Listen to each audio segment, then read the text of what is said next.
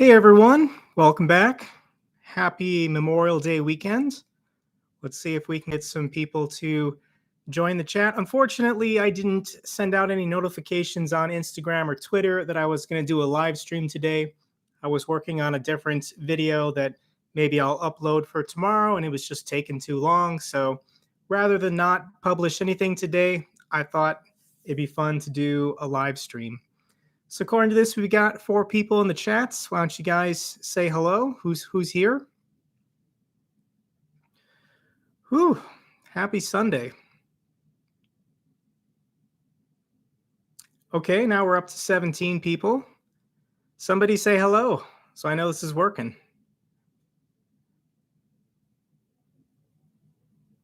Hey, Hatman, Chris, good to see you guys. How you doing? Michael, sup, Mike, retired Marine from Colorado. Hello from Nevada. We got Kira, we got Micah, John, Vasu, Valk, Tony, Ryan, Stefan, Andrew, hello. Benito, H. Howard, B. Lawton, Philippe, Nate, John, Lay Lehman, AC Halligan, good to see you again. Eric, Fat Dan, 6,000 pound capacity. Kiraz, what part of Nevada? I live in Henderson, so basically the Las Vegas area. Hello, JBZ, Gary Sarek, Stephen, good to see you. Steve, Jose, good to see you, Jose. El Sathnif, hello from Kansas City. Hello. Michael, Patrick, good morning from London. What time is it? What time is it in London? Since posting these videos about the Ukraine war, the Ukraine war between Russia, my audience has very diversified. Before, when I was just talking about stock market, finance, and investing, maybe 70% of my audience was American or Canadian. But now, I think a majority of my views, my audience is international. So it's a lot of fun seeing people from Australia and London and the Middle East, and people watching my content, watching my videos. Hello, Logan. Man, it's so hot there. It is. It's like 95 degrees today. It's, during the day, it's always like getting to 90 degrees. It's going to be a hot summer, but that's what I chose to live. Tony's also from Kansas City. Cool. Ernesto, hello from New Jersey. Inflow, hello from Lithuania. I really want to visit Eastern Europe when this conflict settles down, so hopefully I can make it to Lithuania. Fat Dance from Alaska, Lord Petrolhead, 10 past midnight. So it's 4 p.m. where I am. Ryan, also from Kansas City. Wow, a lot of Kansas City people here. We got Newcastle, United Kingdom. Patrick, it's just after midnight. Stephen, hello from Germany. I love your content between politics and finance. Welcome. Thank you. Let's see here. Philippe, your finance point of view is really nice. Thank you. David, what do you think about Google stock?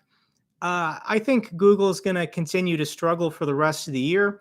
I don't think it's going to sell off or go much lower, but I mean, Google's a fantastic company. And once we get through this Fed cycle, I think it's just going to keep doing its thing, take off. I mean, Google is a serious contender to potentially dethrone Apple as the largest company in the S&P 500. So I wouldn't sleep on Google over the next 5 years. Kenneth, hello from Ireland. Jose, what stocks would you recommend buying right now? Jose, I would watch my last 2 videos. My last 2 videos were specifically about finance, and the most recent one I talked about the different sectors that the smart money in Wall Street is rotating into.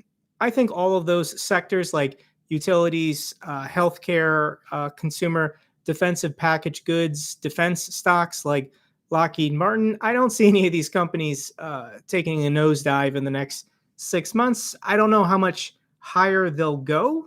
They've already run pretty hot the last 6 months, but I'm looking for a bounce in the market so I can then short some stuff, buy some puts.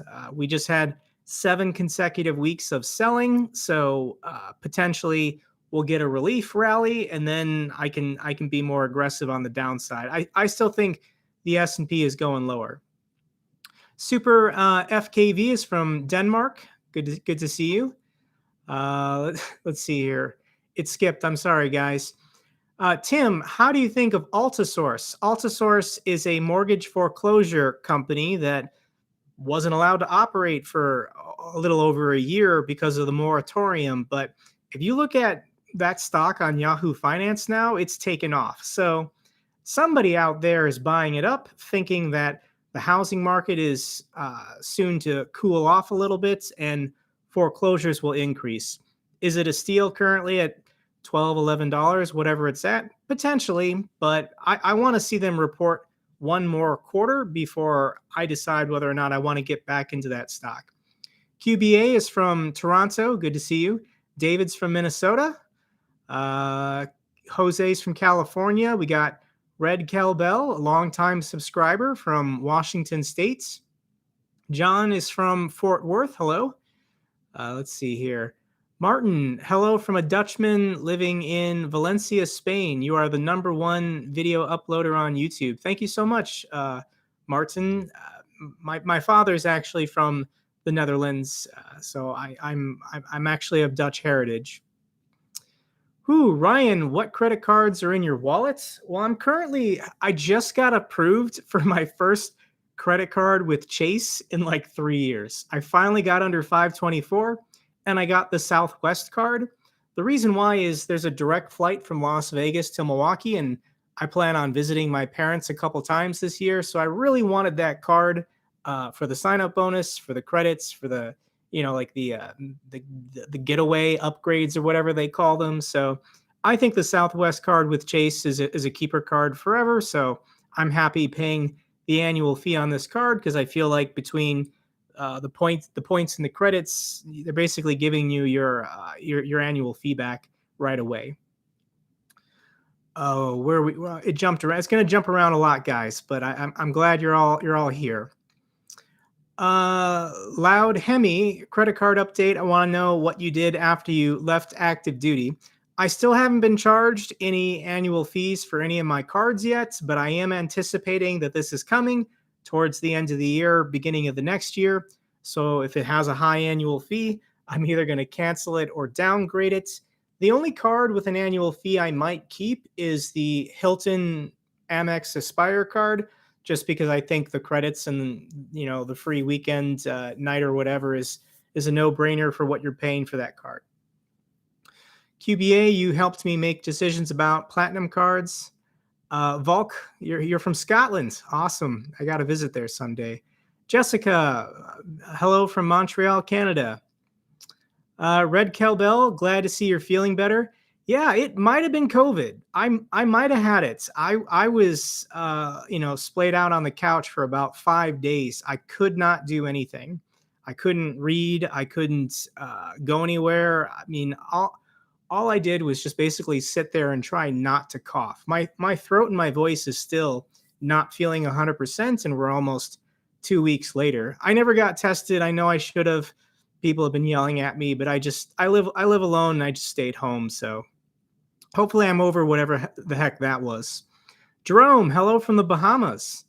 Mark, also from Montreal, Canada.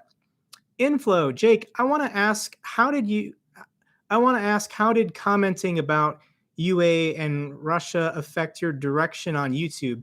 And will you try to discuss something else, let's say politics? It's hard to argue with the views. I mean, I love my finance content. I mean, I could make videos all day, every day. But I mean, some of my videos about the Russia-Ukraine conflict have gotten 400,000 views. This is something I also deeply care about. My master's degree is in international relations. I served for 6 years in the Air Force. I'm still considering applying for a job with the State Department as a foreign service officer. So if I can make content about international politics, geopolitics, whatever, and it finds an audience, I'm gonna keep doing it. So potentially I could talk about other regions of the world, other conflicts. I just I just want to share what I know. I like learning new things and then teaching others. Okay, Patrick, Taiwan and Ukraine are brothers in arms. Cool. Andrew, hi mates from Central Victoria, Australia. That's awesome. I don't know anybody from Central Australia. I don't know if there's many people out there, but do you do a good job with the coverage? Thank you so much. Captain Laser, hello Jake. Your coverage is so good. Putin subscribed. Thanks. Mr. Symbolism, hey Jake, I want to buy some puts because I feel like the S&P is going to drop more this year. How many months out should I look to buy these puts? I think a bounce is happening currently before the next earnings season. In my last or two videos ago, I discussed Apple and all the big tech stocks are reporting, I think, like July 18th or 20th or something. So I think Wall Street's going to start selling off hard again, probably 2 or 3 weeks prior to that earnings week. So if you want to buy some puts then, it's up to you how aggressive you want to be as far as the timetable is going as short as 1 month, or if you want to do something maybe like 3 or 4 months out to give yourself more time in the event that the market has some crazy rally. There's lots of things that could trigger it. An abrupt end to this war could maybe trigger a rally. The Fed, inflation numbers come in under 2%, and all of a sudden everyone thinks the Fed's going to stop tightening. It's all risk.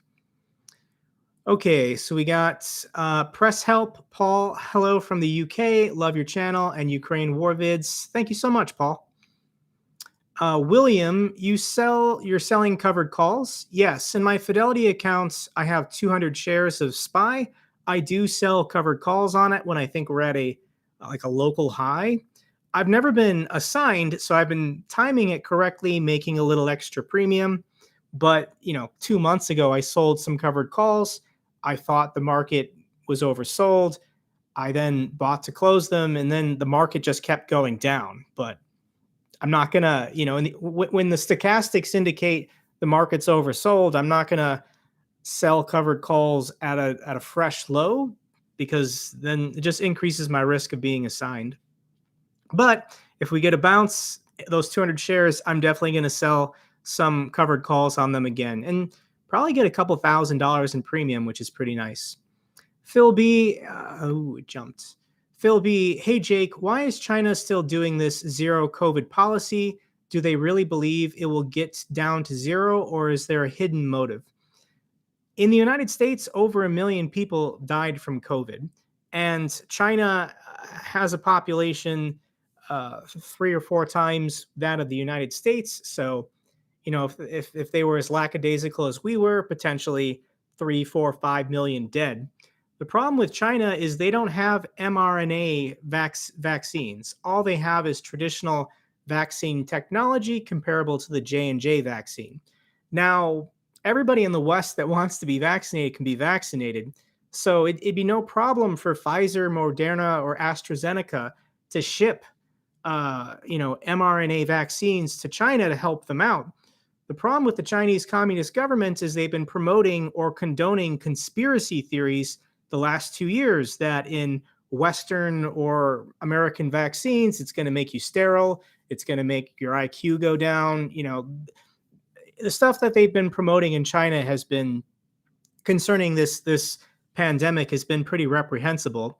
So now they're trapped because they can't accept a Western proven 95% whatever efficacy vaccines, because they just spent 2 years trashing the West, saying that these vaccines were going to make you sterile. So they're just going to wait until their own scientists can produce their own mRNA vaccine, then mass vaccinate the population, then they'll end the lockdowns. So China's screwed potentially for another 6 months to a year, as they just don't have the vaccine technology yet, but it's their number one priority. Navid, how do you convert Amazon debit spreads to credit spreads? So with a debit spread, the calls that you bought are below the calls that you sold.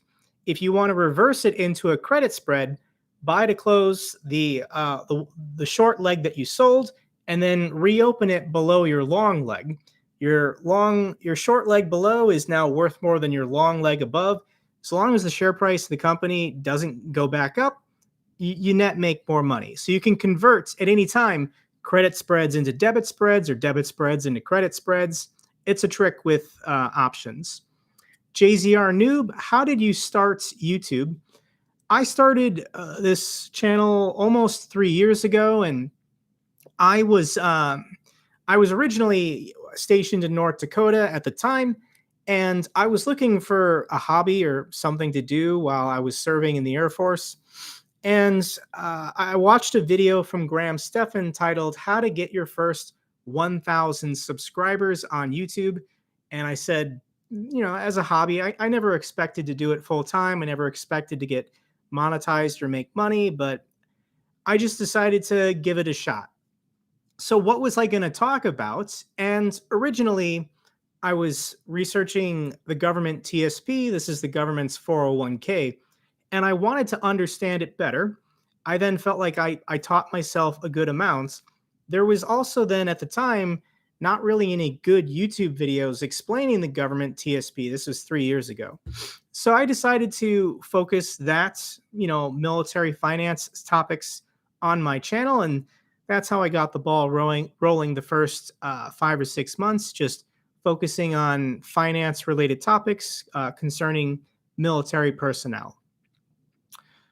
Let's see here. Like your Ukraine, people are asking me about the Second Amendment, and I am not going to respond. Geez, that's a tough question, guys. I mean, that's a YouTube video right there. I can't give you a quick answer on the Second Amendment in the United States. I feel like just by saying that, I've already telegraphed whatever you want to believe that I think is what it is. But um, it's complicated.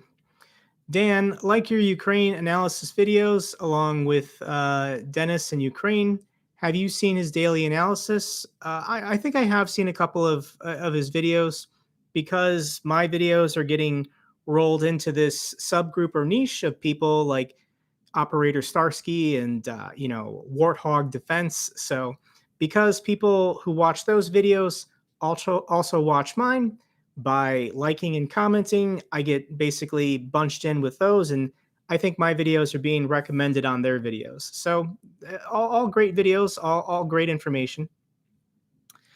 So we got a super chat or a super sticker from Richard for $10. Thank you so much, Richard. I greatly appreciate the support. The fact that I can do YouTube from home full time right now is incredible. I don't take it for granted yet. So we'll keep going here with John in NH, New Hampshire. The U.S. would have a hard time fighting a war on two fronts, Russia, China, and North Korea. That has been the stated mission of the United States military since the end of World War II, to be able to fight two wars simultaneously and win both wars. This is why the United States spends so much on their military. So if Russia attacked Poland or the Baltic states, NATO would become involved. But then let's say North Korea seizes that opportunity to bum rush South Korea. I still think the United States could handle two wars at the same time. I'm giving no guarantees on the casualty rates, but I don't think multiple conflicts around the world would slow the United States down. Stefan, I bought Etsy stock some months ago and it sucks real hard. Yeah. Well, Etsy's is a cyclical stock. When the economy is doing well and people have money to spend, they'll shop on Etsy. But when the Fed starts tightening and the money supply isn't as loose, people are going to cut out their discretionary purchases on Etsy. All right, we got a super chat from Meow Meow. I always love that name. I love your comments. We need more alien technology videos. Actually, there was a hearing in Congress like 2 weeks ago. I should have made a video about it.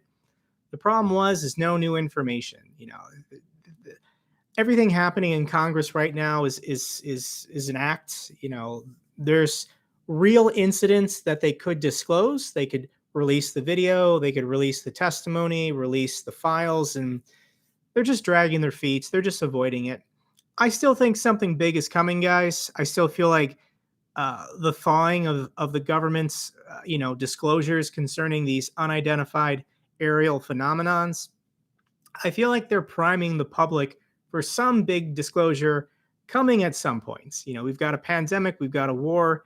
Maybe they're gonna sit on what they were thinking they would have already released by now. But the answer is some YouTuber has to get some HD video of some pretty irrefutable sightings, or you know whatever you want to call it. But we need harder proof, and everyone's has an HD camera on their phone now. So let's make it happen. Mini Buffer, how do you know anything about Macmillan's option books? How do you learn more about options trading? I've not read any of Macmillan's option books. I'm not familiar with those. Honestly, I learned trading options from Investopedia. It's basically the Wikipedia of all things investing, and it's 100% free. It's a great website if you have the self-discipline to sit there and read articles about what is this, how does this work. Other than that, you just watch YouTubers that are willing to show their accounts and their live trades so that you can better understand,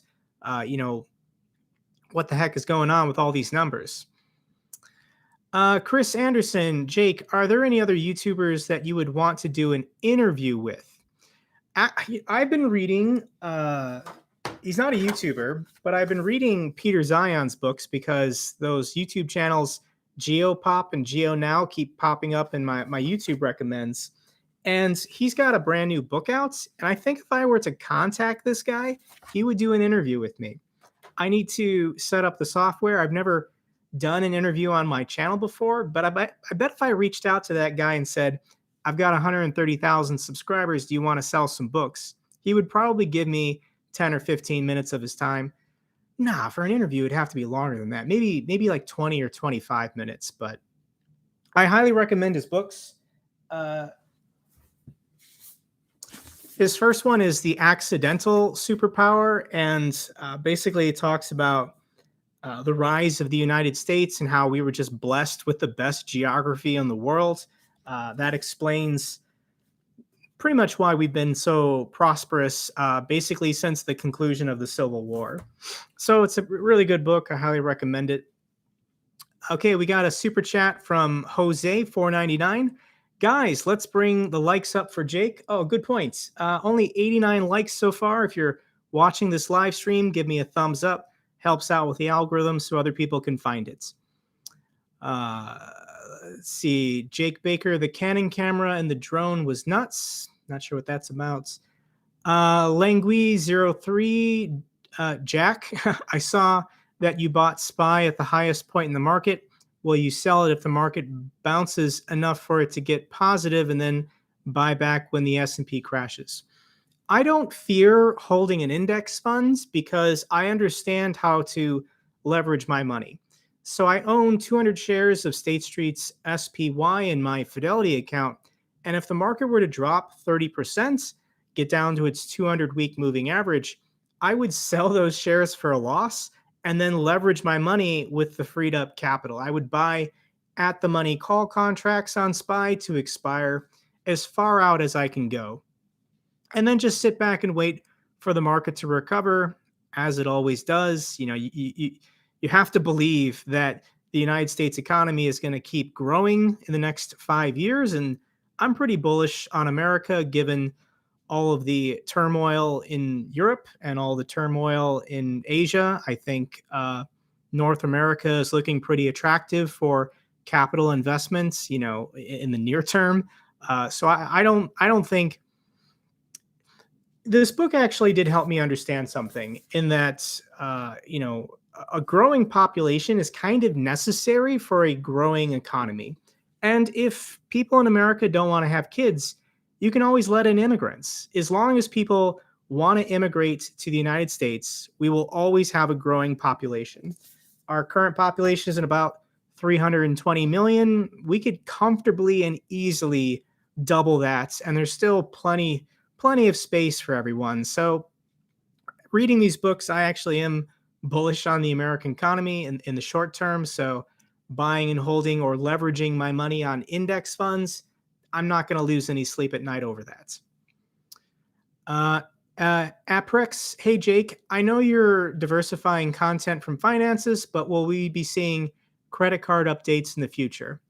The problem with credit card updates is they don't get a lot of views. So when I sit down to make a YouTube video, I do have to prioritize my time.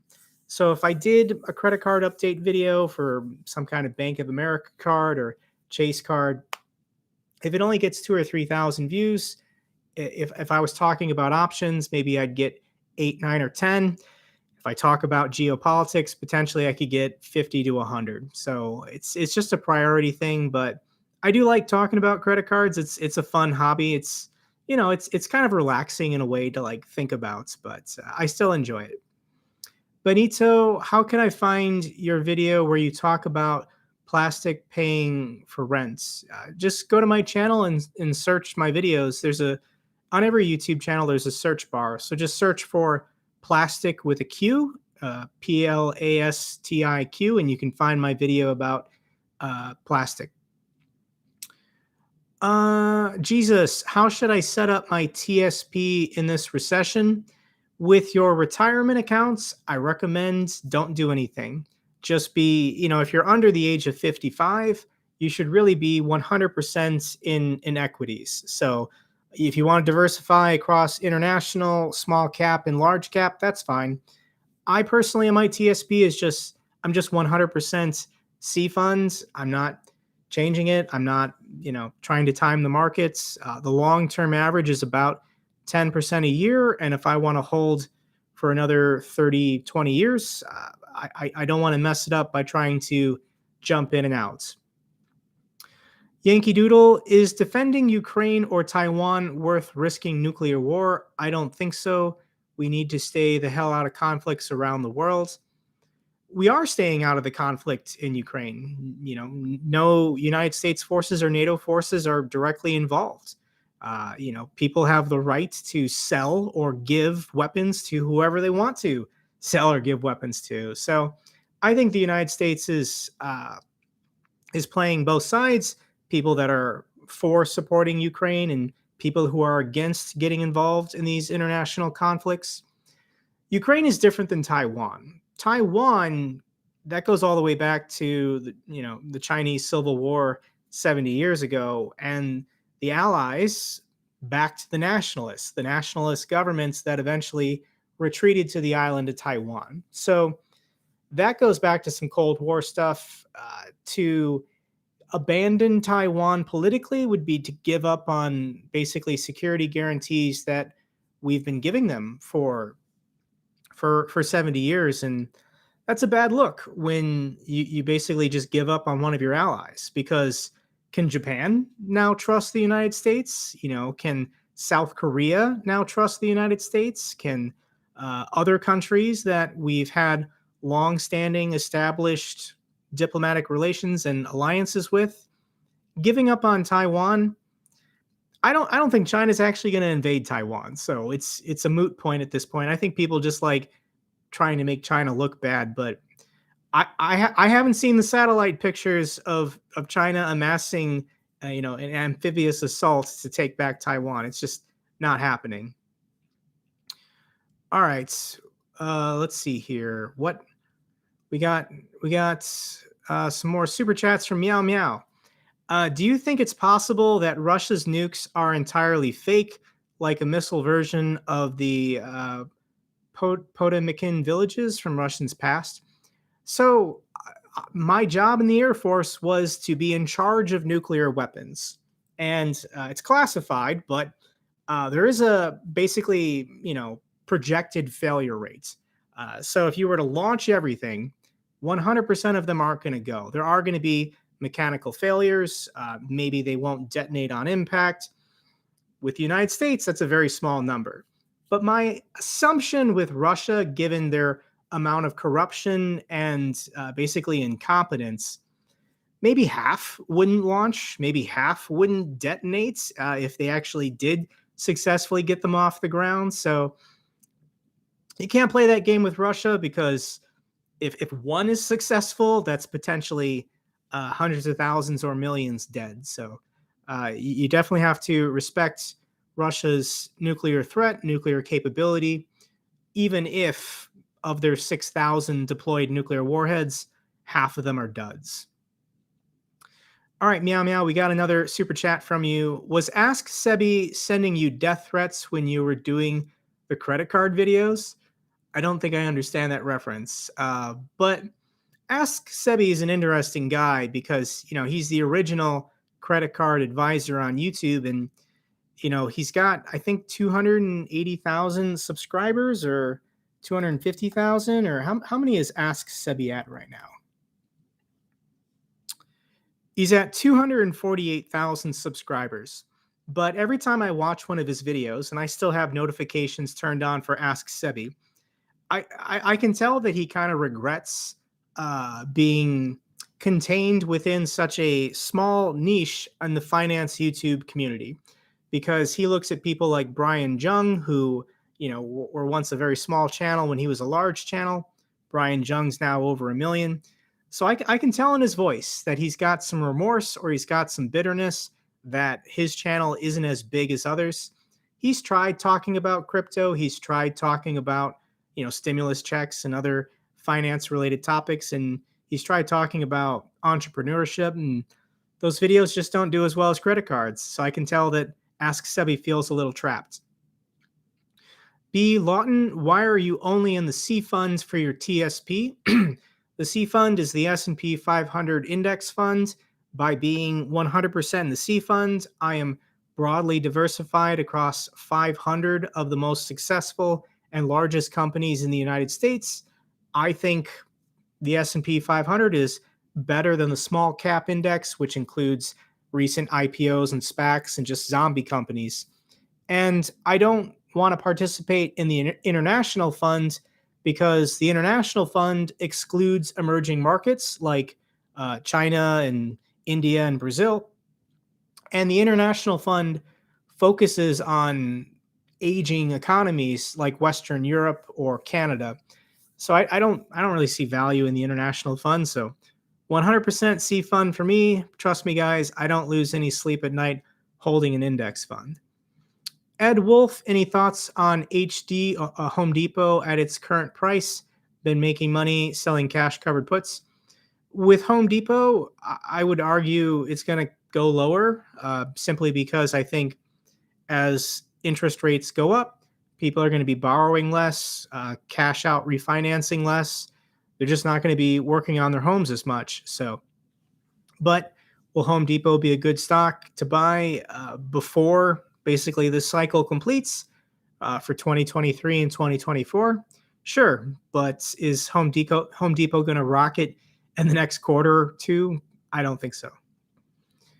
All right, where are we at here? Sorry, it keeps jumping here. We got Sonia, hello.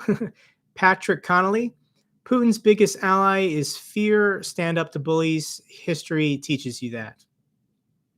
Jessica, Jake, how do you deal with stress and anxiety? Do you have some? Oh, geez, that's a serious question. I do suffer from a little bit of anxiety. My time in the Air Force, being a nuclear missile operations officer, this might get heavy here, but my job felt very restrictive and containing, being stuck in this small town, and my work op tempo was very high. So I've been out now for 5 or 6 months. I'm definitely enjoying it, but I've entered this new world of YouTube where I have to make content. Otherwise, I don't get paid that day. So I'm doing well. I have no reason to feel insecure or to be anxious about my position and my finances, but you always feel like you can be doing better. So you have to basically train your mind to tell yourself, this is good enough. I think a lot of people struggle in life because They don't want to settle. They think they should be better or doing more. But as long as you can just reward yourself, gift yourself the belief that where you are and what you're doing and what you've accomplished is good enough. So I guess that's some advice I can give you. TNN, Russia will never change. How can Russians learn from history when our own professors and journalists blame the US and NATO? Yeah, I don't. If NATO had disbanded in 1992, right after the collapse of the Soviet Union, Russia would still be invading Ukraine. Let's just be honest. Russia was always going to do this. NATO had nothing to do with it. In fact, Russia would have taken the Baltics first. They would have gone into Estonia, Latvia, and Lithuania. So that's what's that enclave called? Kaliningrad. Yeah, Kaliningrad doesn't touch mainland Russia. Russia was never going to let that stand for eternity. They were always going to connect their borders. Aprex, Jake, now that you're out of the Air Force, what sort of workout regimen do you continue with? Diet, fit? I have a treadmill downstairs and some free weights. I do try to exercise in my living room for about an hour a day. I don't do it every day, but I'll say 4 or 5 times a week. I definitely do workouts, run on the treadmill, do free weights. I have no excuse not to exercise because I live at home, I work at home, I have the free time. So, as far as my diet, I eat a lot of produce, and I try to limit my sugar intake. I don't really drink alcohol. Um, Only socially will I have alcohol, but if I'm just home, I'm not drinking beer or wine. So I don't smoke, so I feel like I'm pretty well maintained. Where are we at here? OAIEH, are Russia and China only business partners or are they friends also? How much business partners and how much friends percent wise would China attack Russia if the occasion was favorable? I think China would totally be an opportunist if the central government in Russia was collapsing, if economically, militarily, there was some kind of disruption and the cohesive state of the Russian Federation just collapsed. Yeah, China would move on that. They want greater control and influence over Central Asia, as well as maybe Mongolia and outer Manchuria. So their interests only lie in that they want to be basically allies on the UN Council, but also a counterweight to the United States and NATO forces. But Russia is just embarrassing itself. If you're China, do you really want to get involved in this conflict when supposedly the world's second most powerful military can't even subdue or handle Ukraine? Ukraine was not a military superpower. It wasn't supposed to be this difficult. So I think China, rightfully, smartly, has just been staying out of it. They're not condemning Russia. They're not punishing Russia. They're not, cutting off trades or doing sanctions. But are they going to send them tanks and equipment? No, they're not. They're not going to help Russia at all. Modern prospector, what state is your favorite? I don't think I understand that question. Patrick, lots of opportunities in the UK stock market. Sterling has been trashed, losing 15% against the dollar, but drinks producer Diego earns most income, foreign currency.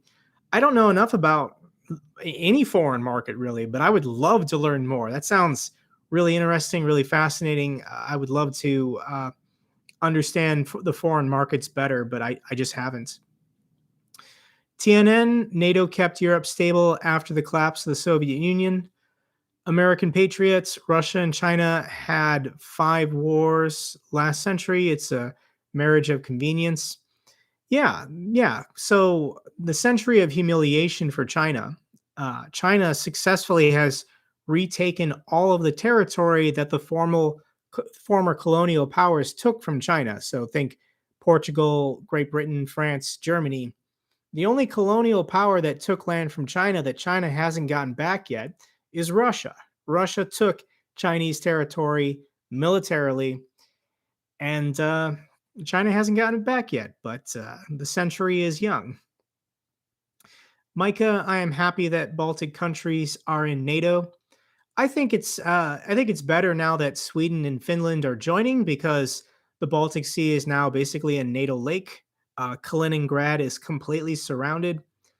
I think at the end of this, when Russia just loses everything, I think Kaliningrad needs to become an independent state or potentially merge with Lithuania or Poland, given their history. We'll see. Modern prospector, Russia would probably have invaded Ukraine much sooner without NATO being a threat. Russia didn't invade Ukraine sooner because basically they were in control of the government politically. The president of Ukraine was a puppet Russian actor that did whatever Russia wanted, so Russia had their buffer state. It was only in 2014 when a real democratic election happened in Ukraine that Russia realized soft power wasn't enough to control Ukraine anymore. So this military conflict was inevitable. Patrick, interesting fact, Kaliningrad has 90% of the world's amber reserves. That is an interesting fact. I like those kinds of facts. Langui, do you think Russia can be defeated with sanctions? So it is very interesting about why hasn't Putin been overthrown yet? Why hasn't his inner circle turned on him?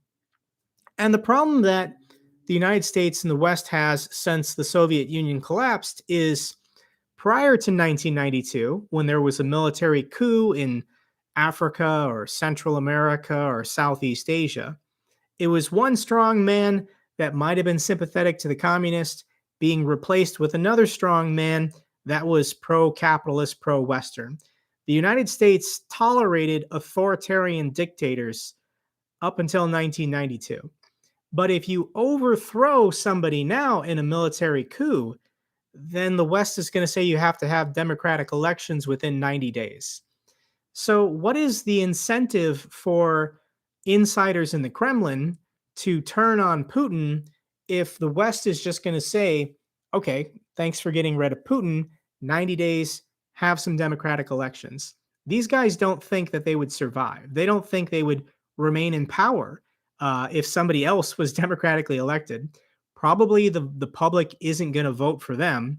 And whoever replaces Putin is just going to clear house and get rid of all of them. So, ironically, by being more pro democratic, we have made it harder for uh, insiders to stage military coups. But at some point, yeah, with sanctions, it's just going to get so bad.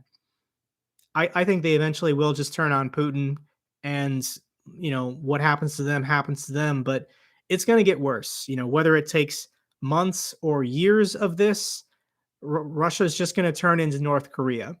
Look at North Korea at night to see what complete isolation from the rest of the world looks like. Queso Fresco, will you buy government inflation bonds? People have been leaving me comments about I bonds being 8 or 9%, and no, I'll pass. I'm not saying they're a bad investment or they're not a good idea. I just don't personally. I'm not enticed by an 8 or 9% return over 1 year, however many years you can get them. I would rather have my money freed up or available for maybe buying a house or real estate or option plays. All right, so we've got a $2 super chat from MAGA Daniel. Your opinion on Ukraine's recent setback in Donbass. I am going to make a video this week talking about, I'll even title it, Is Russia Winning? And to me, Russia is the one going hard. I think they want this conflict resolved this summer. By August or September, definitely before winter comes, they want some kind of settlement or agreement with Zelensky to end this conflict. So they're the ones pushing their soldiers forward. I mean, there's literally, colonels with handguns pointing at the back of Russian soldiers to advance and to take that town, take that village. So it's a good deal for the Ukrainians if they can get Russians out of their defensive positions. we don't know what the casualty ratio is, but my assumption is that more Russian soldiers, more Russian equipment is being lost trying to take Severodonetsk right now than Ukraine is losing. Yes, it hurts to lose a town, to lose territory, but it's all about Russia running out of gas. Are the Ukrainians really going to town by town, kick out the Russians if they're entrenched, if they're fortified, if they're dug in? And I don't think Ukraine will. I think Russia at some point is just going to give up. They're just going to give up and they're going to pull out because they can't take it anymore. The people at home don't support it. They don't have the money. The economic sanctions are hurting them too much. So the Ukrainians just have to be smart. They have to be defensive, take the shot when you got the shots, kill as many Russians as you can kill. But other than that, stay alive. And if they've got to pull out of Severodonetsk, they got to pull out. It's not a big deal. Russia's entire military right now is coordinating and focusing on taking this one town. It took over 2 months for Mariupol to fall. So we'll explain this more in an upcoming video. TNN, Gary Kasparov predicted Putin would invade Ukraine twice. I love Gary Kasparov. I've been following him. I was a chess geek in high school, so I've been following him for a while, but he's basically a Russian living in exile because he doesn't want to live in Putin's Russia. And for 20 years, he's seen this coming. He's made this prediction that Putin was going to model himself after a Russian czar and try to restore Russia's imperial power. Martin, can Putin and his generals be prosecuted for war crimes? If the Ukrainians can get their hands on them, then yes. But will some future Russian government, if Putin is replaced, voluntarily arrest and hand over Putin and generals? And I don't think that'll ever happen. I don't think, all of Putin's generals who are guilty of war crimes, they can never leave the country. If they set foot in a democratic or a Western country, they'll just be arrested and sent to The Hague. So they're just going to have to live out the rest of their days in Russia. So hopefully they enjoy it there.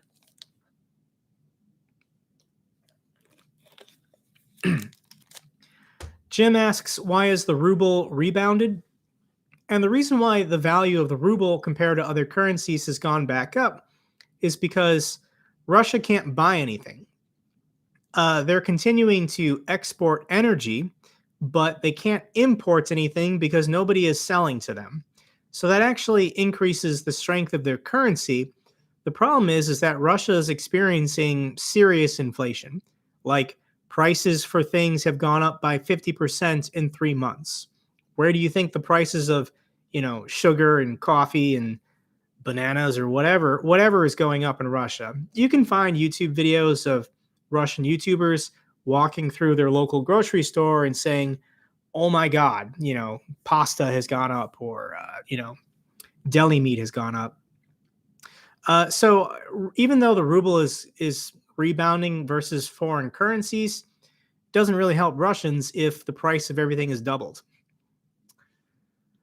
Mike, I am an old man closer to the end of my time. Yes, Kasparov warned for years about Putin. Okay. Patrick, the Russian FSB who protect Putin are not allowed to own property, making them completely dependent on Putin surviving. Otherwise, they lose their plush penthouses in Moscow. That doesn't surprise me at all, and that's pretty smart on Putin's part. So, yeah, I mean, why hasn't someone in North Korea taken out Kim Jong-un? And it's because everybody in North Korea is financially dependent on Kim Jong-un. So Putin has spent 20 years forcing everyone he needs around him to be 100% dependent on him, which is why it's been 3 months and someone hasn't taken him out yet.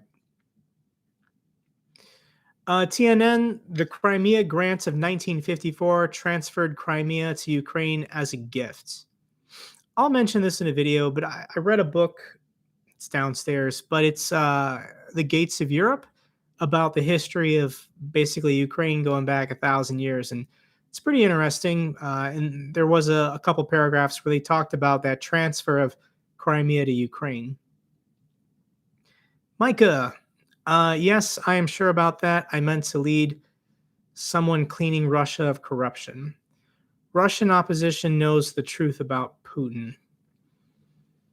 All right, so B. Lawton, advice for active duty enlisted with TSP, percentages to put in, only 5%.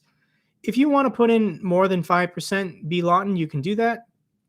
But definitely you're in the blended retirement system if you've recently entered, and you should always be putting in the minimum of that 5%. And I recommend, probably because you're younger, to put that 5% on the Roth side. You will then automatically get the government matching for your traditional side. So your 5% is going to go on the Roth side. The government will match and put it in the traditional side.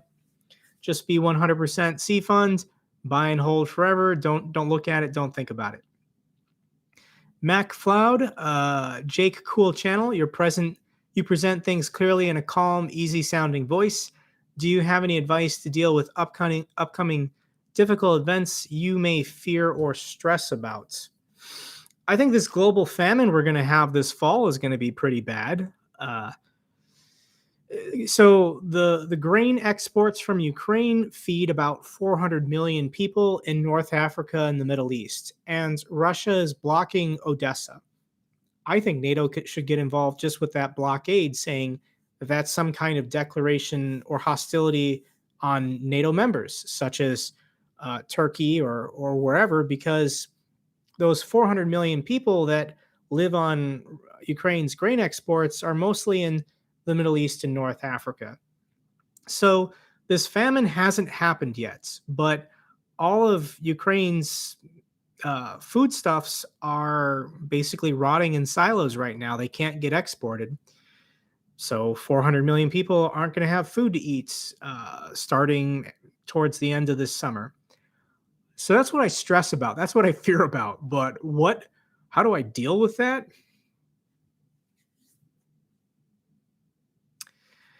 What's going to happen, and I should probably make a video about this, but if there's not enough grain to feed people, then there's definitely not enough grain to feed animals. The global food supply is going to try to compensate for this hole because Russia also isn't going to be getting too many exports out. So we're not going to be able to feed livestock, cattle, which is going to cause the price of meats around the world to skyrocket. So a burger is going to cost probably 3 times as much by December if this war does not end. And that's something everyone in the world is going to have to deal with. We'll see. Man, how do I deal with it? One day at a time. You just got to focus on what you can control, focus on your own life, focus on what you can change or better for yourself and those around you. TNN, Minsk agreements were signed during an invasion, does not count. Ooh, John, Ukraine could supply Europe with oil and natural gas, then no need for Russian energy. Yeah, it's partly why Russia invaded Ukraine, to stop their own domestic oil and natural gas company energy sector from developing. But I think when this war is over, NATO has to give security guarantees to Ukraine. Otherwise, foreign investment won't build the infrastructure to tap Ukraine's oil and gas reserves. If Russia's going to threaten to invade 5 or 10 years from now, foreign investment won't go in there and invest to extract the energy. So Europe is going to have to guarantee Ukraine's security no matter what. If they're in NATO or not, they're going to have to guarantee Ukraine's security in order to get Ukraine to be able to safely develop their energy exports. Whew. Jose, we're going to be eating a lot of tofu. Yeah, we actually might get some veggie burgers. Nang CM, how high would be too high for you for Amex Plat if fees raised again? I think it's too high right now. I don't think the Amex Platinum is worth it. Tossing on all these credits. It depends how much you fly. If you have the Amex Platinum and you're flying at least once a month and you're using the airport lounges for snacks and food and alcohol and drinks, I think the Amex Platinum is worth it.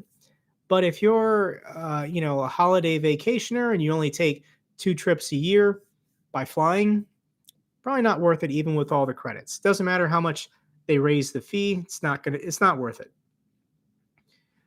Mike Holloway, I also think that the people of Ukraine have learned quite a few very valuable lessons from what is happening to them, and will come out of it much more morally strong. I think the people of Ukraine prior to Russia's invasion were very divided. I think Russia had been bribing governments and elected officials, local officials, and there was lots of pro-Russian sympathy, pro-Russian forces, especially in eastern Ukraine. But eastern Ukraine is the side of the country that Russia is currently destroying. Anybody that felt that Russia was, going to be a liberator or a protector or a positive force, all those people have turned. They're not going to be able to publicly express those opinions. So once this war is over and Ukraine is free of this, then they can have true national unity in their reconstruction process. I think Zelensky gets it, and as long as he can stay alive and stay in power, he'll make sure that the corruption is clamped down on, and as far as the reconstruction efforts, it's mostly going to be people in Western Ukraine paying taxes to rebuild Eastern Ukraine. So the people in Eastern Ukraine got to get along. They got to believe in the national state of Ukraine. Otherwise, why would people in Lviv, pay to rebuild? Eli, not going to hit here in Australia hard, but we will have to help feed the people.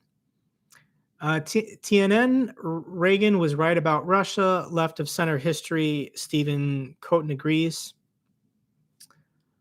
Tib, take a drink. Jake, keep hydrated. I got my Gatorade. Talking for an hour straight is, it's a marathon. Ooh, we got 256 people watching. That's awesome, guys. John St. Lyrics, how anxious should someone in Europe or UK be about the current nuclear tension? The good news is it's been 3 months and Russia hasn't used nukes. They had that option pretty early on. I think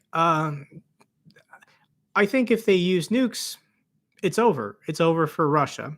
NATO would get directly involved. I think NATO planes would pretty much end all Russian ground forces within 7 days. So would it become an all-out nuclear Armageddon? America launches everything they have, Russia launches everything they have. I don't know. I don't think. I mean, it didn't happen during the Cold War. When there was more ideologically driven forces fighting for higher stakes. So I'm going to go ahead and say that the chances of an all-out nuclear conflict are pretty low, because why would Putin's inner circle go along with just being annihilated? I mean, if you had the choice of Moscow getting hit with 30 nuclear warheads from the United States, or overthrow Putin and then, sue for peace, even if you get deposed or you lose your position in power, that's better than being dead. A lot of Putin's inner circle are billionaires now. And I mean, if you're a billionaire, retirement might actually be doing you a favor. So they've got that to think about. Hey, we've got a super chat from Langui003. Jake, thanks for your investing videos, especially the options ones. They are awesome. Thank you so much. I greatly appreciate that. I'm not doing a lot of trading at the moment. I'm just kind of waiting for this market cycle to run its course, but I am going to be making some large option purchases in August and September, and I will make videos about those. Valk, does Russia actually have functional nuclear weapons? Yeah, they do. And they like putting them crazy places, like on trains and on barges and on trucks. It's really annoying. TNN, Russia, China, and soon Iran need to stop with the nuclear blackmail. Deterrence is deterrence. And there's a good argument for a lot of countries getting nuclear weapons strictly as being defensive. And ideally, that's what Russia is doing now. Should Ukraine ever invade Russia, should Ukraine be given advanced weapon systems from NATO, missiles that can go, 300 miles or whatever, and strike Moscow, yeah, I think if Russian cities ever start getting bombed or attacked, that's why you have a nuclear deterrence, but they shouldn't be used in offense. Ed Wolf, thoughts on AT&T for the long hold? Was thinking now that the Warner spun off, it might be a good play. AT&T sold off so much last year that, yeah, I think actually it probably is undervalued at the moment. I also think, once again, it sold off so much, it probably has favorable technicals. Let's just go ahead and look up AT&T real quick and see where is its 200-day moving average. Hey, look at that. So right now, AT&T is above its 20-day, 50-day, 100-day, and 200-day moving averages, meaning it's started a new uptrend. How high is it going to go? I mean, it's at $21. There's no way it's getting above 30. There's not a lot of growth for all of the cell phone companies. T-Mobile, AT&T, what's the other one? Sprint doesn't exist anymore. What's the other one? I can't remember the third. We only have 3 phone companies in America. Okay, where are we at? John St. Lyrics, what do Russian generals stand to gain from defending Putin? I always see fear and timidity in their eyes. So, for Russian generals, I think corruption is endemic up and down the chain of command. So I think a lot of these Russian generals, they do the job, they stay in because they know they can grease the wheels, grease their own palms with money that should be going towards body armor and improving their weapons. But they stand to gain, once again, whatever they can extract from the military, whatever they can extract for the system for themselves. But is right now a good time to be a general in the Russian Federation forces? I mean, how many generals has Ukraine killed so far? Like 12 or 13? And Putin's been firing and disappearing probably some of them. It's harder for the military to launch a coup in the Kremlin. It needs to be people in the intelligence agencies that can pull it off. I don't see the Russian military taking control of Moscow, taking control of the Kremlin. Verizon, you're right. Thanks, guys. Verizon was the third company. Okay. Ukraine also continued disarming in the early 2000s, and Senators Lugar and Putin Obama helped them. Putin is lying. Patrick, we can't give in to Russia rhetoric about nuclear threats. When they talk about nuclear attack, it's because they feel vulnerable. Yeah, it really pissed me off. 3 days into the conflict, Putin announced a higher DEFCON, the equivalent of their DEFCON. So he put all of their nuclear forces on high alert, like day 3 or 4 into the conflict. When you go to 11 right away, you don't really have any room to negotiate at that point. So, I remember when Putin did that. That really upset me.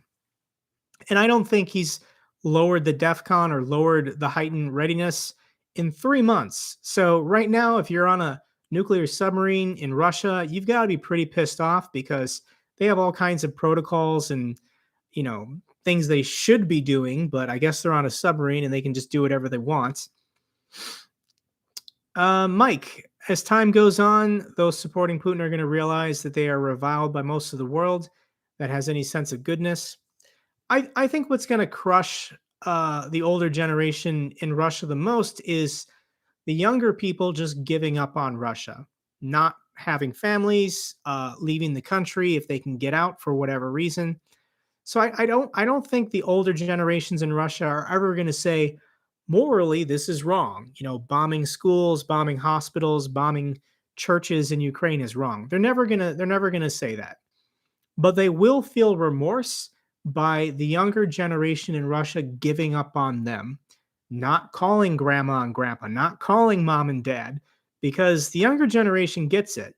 Anybody who grew up with the internet knows how to use a VPN. They can get information from the outside. And younger people generally are more idealistic and want to be part of the global community. Everybody wants to, party by the pool and share TikToks and whatever young people do. So I think the older generation will eventually realize that their kids and their grandkids hate them, and then they'll say, "Well, maybe this was a bad idea." Hey, we got a super chat from Blaine. Love your channel. Would love to hear you talk with Peter Zehan on China taking back Outer Manchuria. Have you seen the Perun YouTube channel? Yeah, Perun's really good. I'm actually, I think, 10 minutes into the video he uploaded today about corruption. So I might share that on the community tab of my channel. I think it's pretty good. The Perun is a channel definitely worth. Uh, Does anyone know who this guy actually is? Because the voice sounds like the same guy from Economics Explained. So my theory, and I have no idea who this guy is, my theory is it is the guy from Economics Explained, but he just started a channel on the side to basically focus on this Russia-Ukraine conflict. But he's super smart. James, do you think tech has finally bottomed? No. Tech and growth stocks have not bottomed. I would give it until November or December. Black Bumble. Hey Jake, is it true 5 persons with separate buttons must press at the same time to launch? 5 persons with separate buttons. I actually just watched the movie. Was it Crimson Tide? What is this movie? With Denzel Washington. Yeah, Crimson Tide with Denzel Washington and Gene Hackman. Fantastic movie. Because I'm from the nuclear triad on the ICBM side, so it was really fascinating to watch how they do it on a submarine. I don't know if it's classified or if they change things. I don't know how people launch on a nuclear submarine, but yeah, the amount of bodies and people involved in the decision making and launching process in the submarine, in my mind, I was thinking way more complicated than what I do with for my job. All right, guys, this was a great Q&A. This was a great live stream. Thank you so much for your support. Thank you so much for watching. I am going to try and get another video updated for tomorrow about the Ukraine-Russia conflict. Basically, I want to talk about what are all the different ways how this war can end, according to my thinking. But once again, thanks for supporting me. Thanks for watching. Have a great Memorial Day weekend.